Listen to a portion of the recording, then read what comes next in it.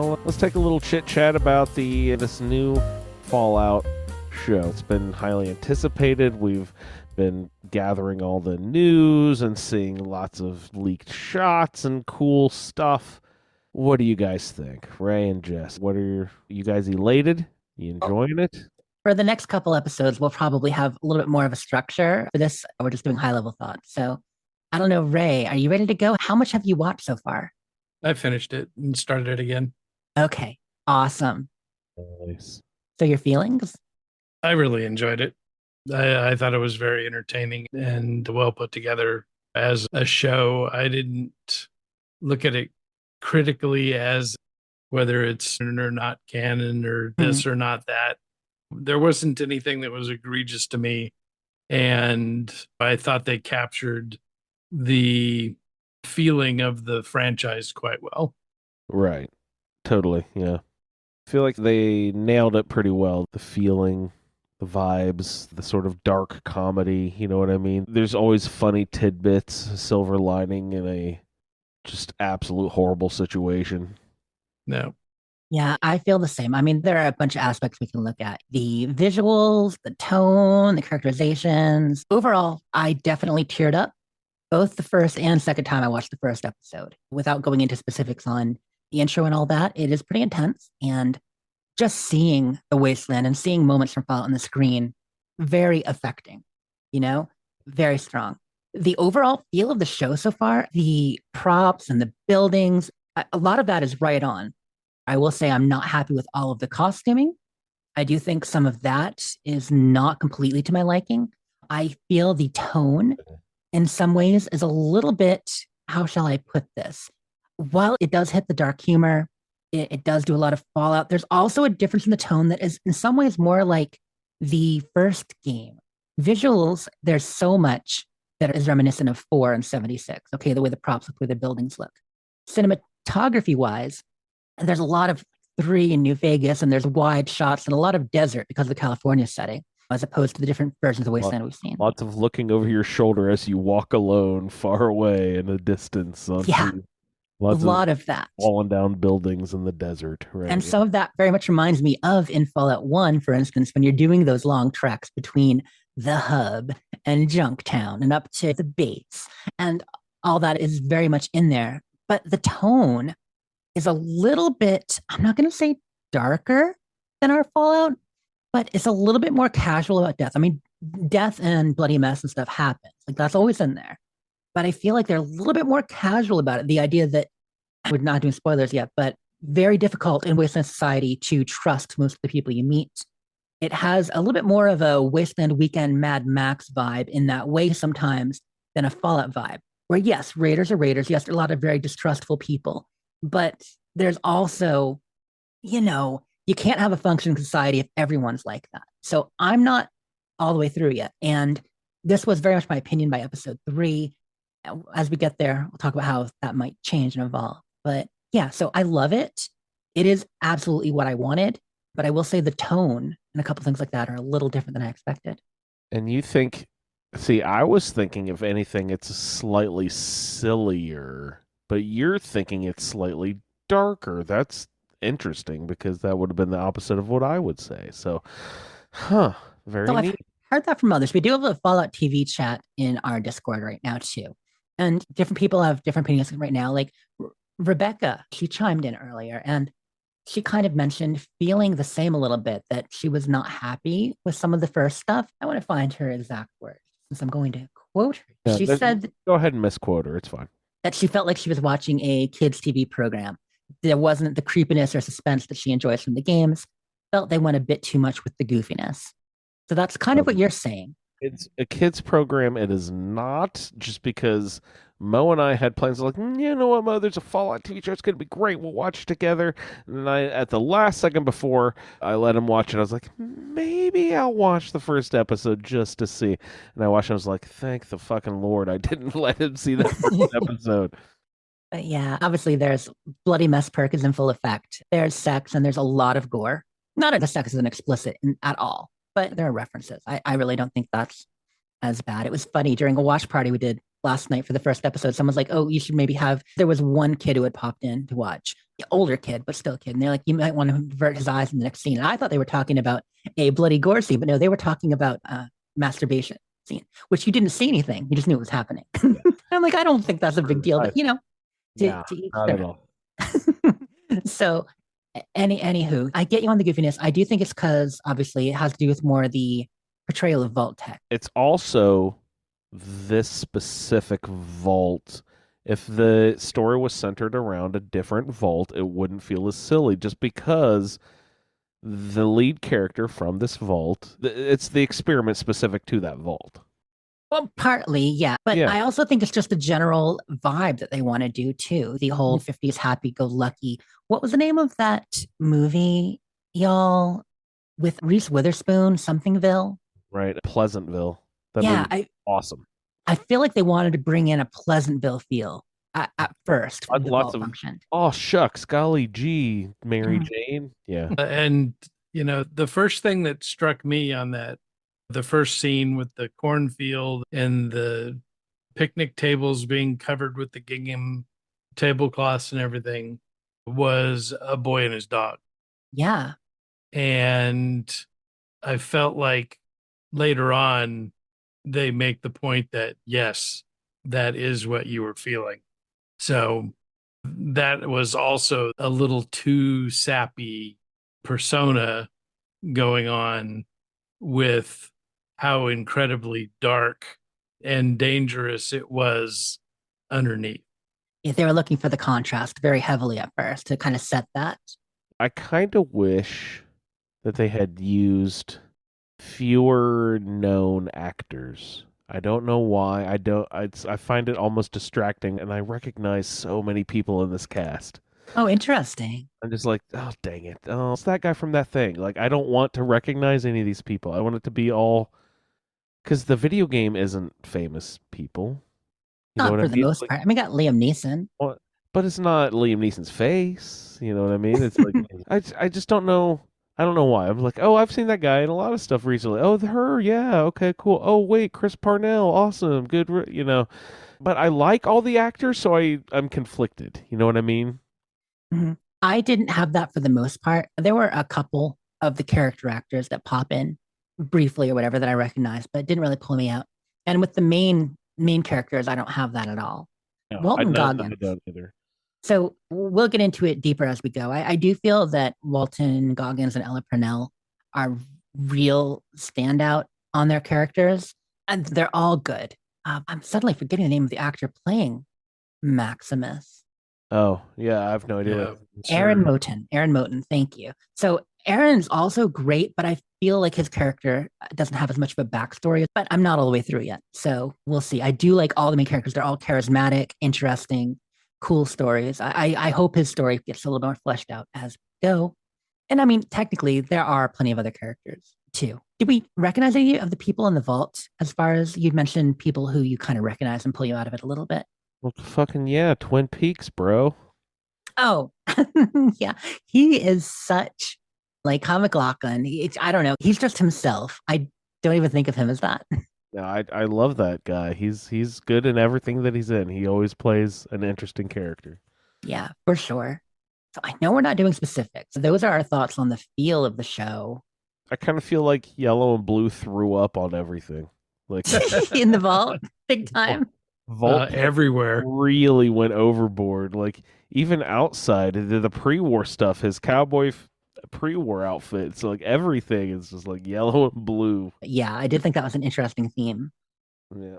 How about I've really liked both the inclusion yet also new songs into the soundtrack, and the score sounded very different at first. The first like 4 or 5 episodes, I feel like it has evolved. Like I feel like early on the score was kind of doing a Stranger Things has really influenced a lot of the way the 80s sort of synth music has been used in movie themes the last couple of years. I kind of feel there's a touch of that a little bit, but then like, you know, when you finally hear that classic Enon Zor, like the dun, dun, dun, like eventually you hear it and you're like, oh, it just made my skin tingle. You know what I mean? I was like, oh, that's the song. And the sound design when she like flips on the Pip-Boy for the first time, that also made the hair on my back of my neck stand up, and like the little Yeah. sounds of the oh, it's so good. Attention to detail, right? The rads, pretty much everything. Yeah. All the right clicks and beeps and buzzes. Sound design, it's funny. The second time I watched the first episode, I had headphones on. First time I watched it without. Oh, I would love to watch with headphones on. Now that I'm talking about sound Feels design, like the yeah, game. that would be better. That was the neat thing. Not only did I get that surround sound very strongly, which I mean, I have good surround, but it came through on headphones even more. But it Oh felt yeah, like the game because we play the game with headphones a lot of the time. And that was just really kind of neat. right. But yeah, there are some great swells, some great times when they choose silence. The soundtrack, they did put a lot of the ambient and bass music up on Prime Video right now. It's called Oh, Fallout cool. Soundtrack Visualizer. They've got about an hour and 10 minutes of all the music from the soundtrack, not the radio songs that we were talking about at first, but the actual soundtrack stuff by Ramin Djawadi is the composer's name. Oh, cool. I was about to ask if they included. How do you pronounce his name? Enon, whatever. I think it's Einon, but I'm not positive. I was about to ask if they allowed him to compose anything, but they definitely use his theme. I've heard it a Yeah. few times and used in different ways. Yeah. Yeah, they pulled over some of his stuff for sure, but it's Ramin Djawadi for the soundtrack. And then the use of the radio music, the 50s songs is funny. I put on Bingo, song from the games, thinking what I wanted to put was song from the games that isn't I Don't Want to Set the World on Fire. Because I'm like, okay, we know that's in the trailer, but I wasn't sure about the rest of it. And then there's so much I did notice that they left out Bingo Bango Bongo. so far. Oh, well, you've seen the whole thing. So They don't want the letters, right? not fans of Civilization. A quick general complaint. There's some stuff that they're kind of fucking up, man. Okay. Well, Like, can we do it without specifics? just Not answer me spoiler. this question. What happens when you pop a fusion core out of power armor? Oh, yeah. Yeah. Think about that, people listening. Yeah. And since when did you need a key? Yeah, some things. Mo was giving me the hard deal because he kind of, thought that he was going to get to watch it. And I told him, "Oh, I don't know. We might have to wait a little while, a couple of years before you can watch this one." But he was just asking, like, "Have they shown this monster yet? Have they shown that monster yet? Have they shown this monster yet?" I'm like, "I don't know, buddy. I just finished this episode and I heard a low growl. I don't know. It could be." I don't know if it's going to be a death claw or a super mutant or something. I don't know what it's going to be. I have to go watch the next episode. So, yeah, it's fun how they're revealing classic Fallout lore. Like I said, they're throwing yellow and blue everywhere at you, but it's not like they're overloading with a ton of references at once. It's like they're showing you the universe but presenting you with classic items sort of one at a time, if that makes sense. It's very fun. The only thing that really jolted me out of Oh, yeah. What shocked you into reality here? Fourth wall. the forest Okay. around Philly, those aren't Southern California trees. That makes sense. Yeah, I think they exist because it was in more of a slight oasis area that they're supposed to show that there is a wetter, swampier area. Mhm. But yeah, if the trees weren't native, because that was filmed in New York, as far as I know. Those were not Southern California trees. And I didn't have captions on, and they kept saying Philly. I'm like, you guys are a long goddamn way from Philadelphia. Like, is there a town in Southern California, Philly, Philly? What are they talking Not that about? I know of. I No? haven't Okay. figured out the etymology of it yet. Now we know that it was built from airplane parts, but Gotta there be may be like a fuselage or something like right a reference there, yeah, or a filling station or something. Right. Gotta be something like that. Yeah, but fusion cores in 4 and 76, they work that way where when it's all depleted, you go into slow mode and you can only walk and move very slowly or exit your power armor. And so in this, it may be different. They seem to last longer. There are a couple specifics there, but yeah, that was a little different the way that it went. I'm just bitching. You need to, anytime we nitpick it like that, We need to say, hey man, it's a TV show. It's a different fucking media. They cannot obey the same rules as a video game. You know what I mean? It's just not going to be the same. And we have to allow it to be its own representation of the art. Oh, You know what I 100%. mean? I mean, Yeah. the show may be canon in the universe, but there will be some slightly different interpretations. There will be stuff added. And there's the kind of thing where things that don't quite jive, as long as they're cool, I'm okay with it. And you mentioned the whole key situation. I feel like that's been referenced before, but I was trying to look it up while you and Ray were talking and I couldn't find any references. So yeah. Yeah. You know, I mean, even the game takes liberties because a fusion core in a power generator that is generating power to an entire building Last years. has Right. lasted for 200 plus 50 years, but it'll only last for 15 minutes in a set of power armor. But in 3 and in New Vegas, like it lasted longer in the earlier games. It wasn't something you had to worry about. Once again, the games approach it differently. Yeah, well, and the ones in 3 didn't even use them. Right. Not that we saw, at least. Because one was enough to last forever. It better battery manufacturing out there. Yeah, so that's soundtrack, that's visuals, that's a couple of high level concepts there. Again, I don't Right. want to spoil it for people. If they want it, I want people to know that they can listen to this without getting spoilers. Next week, we're probably going to get specific about episode 1 as we start getting into it and tear it apart a little bit. I'm going to watch it again with a little notebook in hand and jot down a few ideas and see if we can't find some influences, some references to the video game that we love so much. Yeah. Our 3 main characters and some stuff about the factions. That'll be fun. Is there any other broad topics you would like to bring up?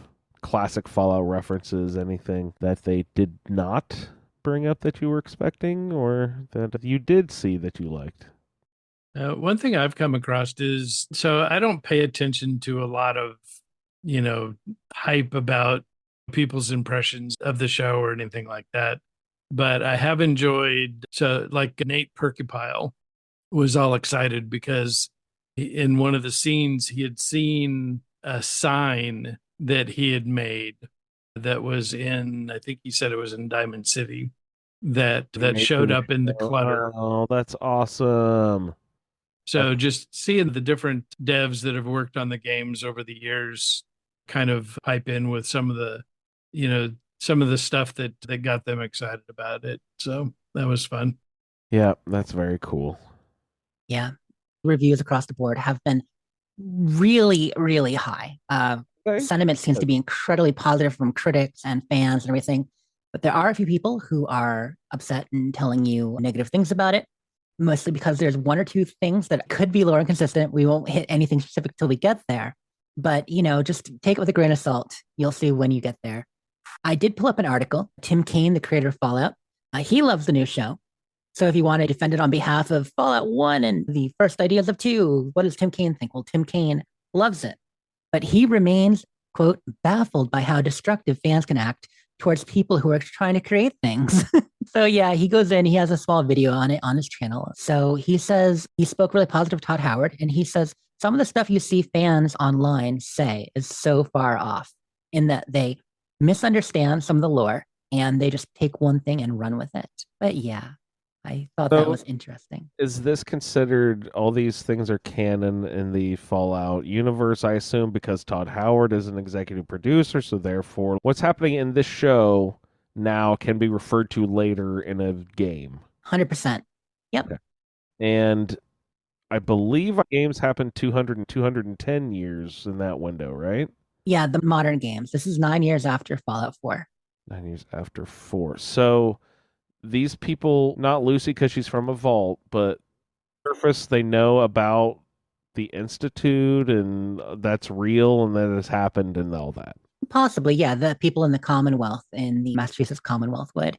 Yeah, but all the people... And the Commonwealth is mentioned. I heard that word too, but I didn't know if they were mentioning, like, sorry, Jess, to interrupt. Go ahead. Technically, all 13 of the new provinces were Commonwealths. But when we say the Commonwealth, we usually mean Massachusetts. All right, you guys. Awesome. I'm enjoying it so far. Do you guys have any other closing thoughts? The advertisement for Vault Tech in the show says, call now 213 25VAULT. That's 213-25-VAULT. Oh, So- they actually put an ad in there. Does it work? Here, So let's if you it call right that number, things happen. Do you want to call it live? now. Yeah, let's call it live. See what happens. Okay, we're going to call it. Pull up your phone and phone, make sure to turn it up and get the speaker into the microphone so they can hear it. Let's see. Listen, we can figure this out here. That's an LA. That's an LA area code. All right, we're gonna say. Would you say 213?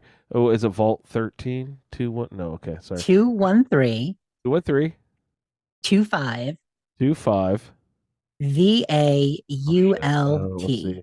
VAULT is V is 8, A is 2, U is 8 again, L is 5, and T is 8 again. So 8, 2, I'm calling it now.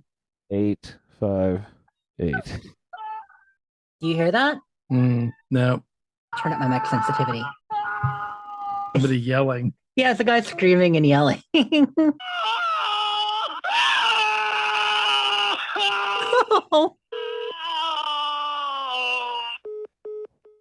And that's the Vault Tech advertisement. Great. So yeah, we called the number there, you guys. Now we know. It's some guy whose life is now destroyed because his home phone number was displayed on a television show. Now he's just screaming. All right, you guys. Thanks for checking us out. Tune in next week when we will dig into episode 1. We'll see you next time.